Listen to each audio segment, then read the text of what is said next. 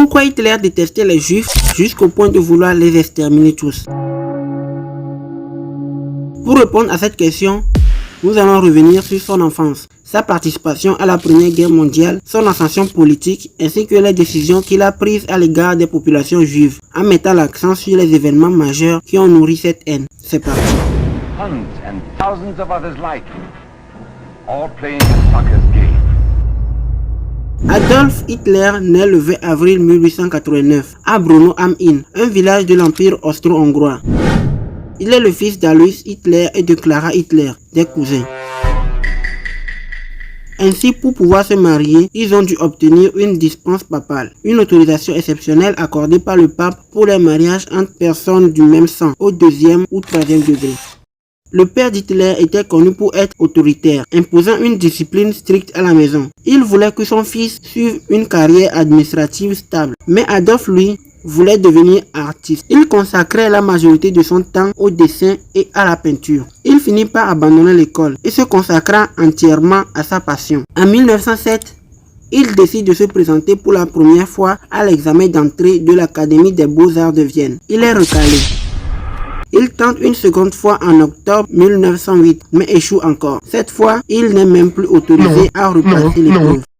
Il quitte la maison familiale et s'installe à Vienne. Sans abri, il survit en vendant des aquarelles et en logeant dans des foyers pour hommes sans ressources. C'est durant ces années qu'il commence à absorber les idées politiques et raciales qui circulaient dans la capitale austro-hongroise.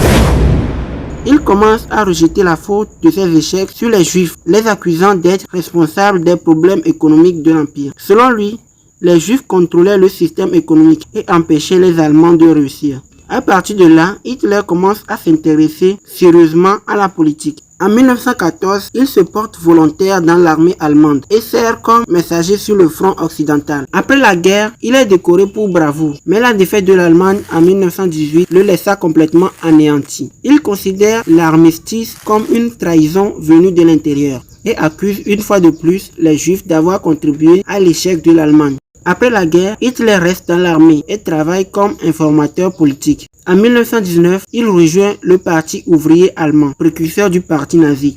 Grâce à son talent oratoire rempli de nationalisme et d'antisémitisme, il se fait rapidement remarquer et devient une figure centrale du parti. Son échec en tant qu'artiste, la misère qu'il a connue à Vienne et l'environnement xénophobe dans lequel il a évolué le poussent à désigner un ennemi commun, un responsable de tous ses malheurs, les Juifs. Hitler ne décrit plus les Juifs comme une communauté religieuse, mais comme une race et les compare à une maladie affaiblissant les nations. Il parle de pureté du sang et de supériorité aryenne en s'appuyant sur des auteurs comme Woolston Stewart Chamberlain qui disaient que les Juifs sont une race parasite en lutte éternelle contre les Aryens. Selon cette vision, les Allemands descendaient d'une race supérieure destinée à dominer l'Europe. Hitler adopte ces idées et les interprète comme une confirmation de ses propres convictions. En 1923, il tente de prendre le pouvoir par la force lors d'un coup d'État qui échoue. Il a été arrêté et emprisonné. Pendant qu'il était en prison, il a écrit un livre qui regroupe son vécu personnel et sa vision politique centrée sur la haine des Juifs et du communisme.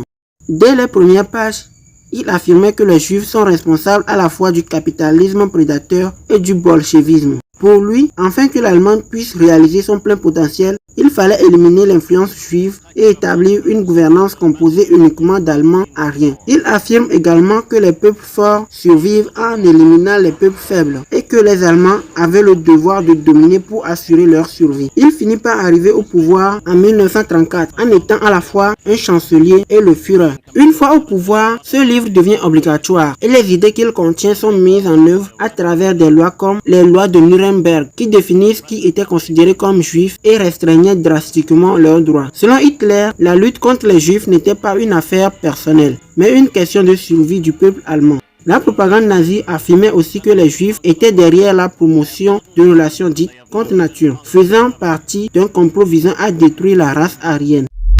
L'Institut de sexologie de Magnus Hirschfeld, dirigé par un médecin juif, fut attaqué et brûlé par des groupes paramilitaires nazis. Toute cette propagande influença profondément l'opinion publique, jusqu'à ce qu'une grande partie du peuple adhère aux idéologies nazies portées par Hitler.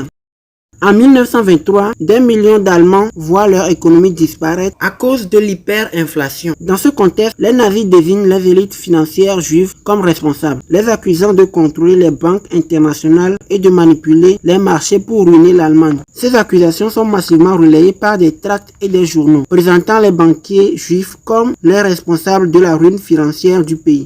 Les entreprises juives sont alors revendues de force, à bas prix, au profit d'entrepreneurs allemands. Ce pillage est justifié par l'idée de libérer l'économie de l'influence juive. Cette spoliation alimente encore davantage la haine et permet au nazisme de gagner de nouveaux partisans. L'éducation nazie intègre cette idéologie jusque dans les manuels scolaires, enseignant que les problèmes économiques de l'Allemagne étaient dus à une minorité ennemie.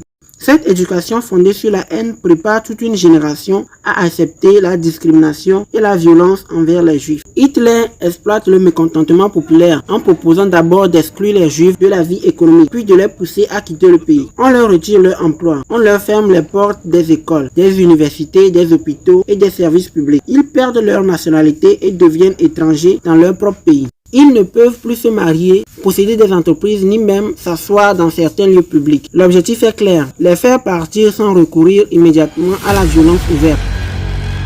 Mais toutes ces politiques échouent. Et c'est ainsi qu'en 1942, la décision d'extermination totale des Juifs est appliquée.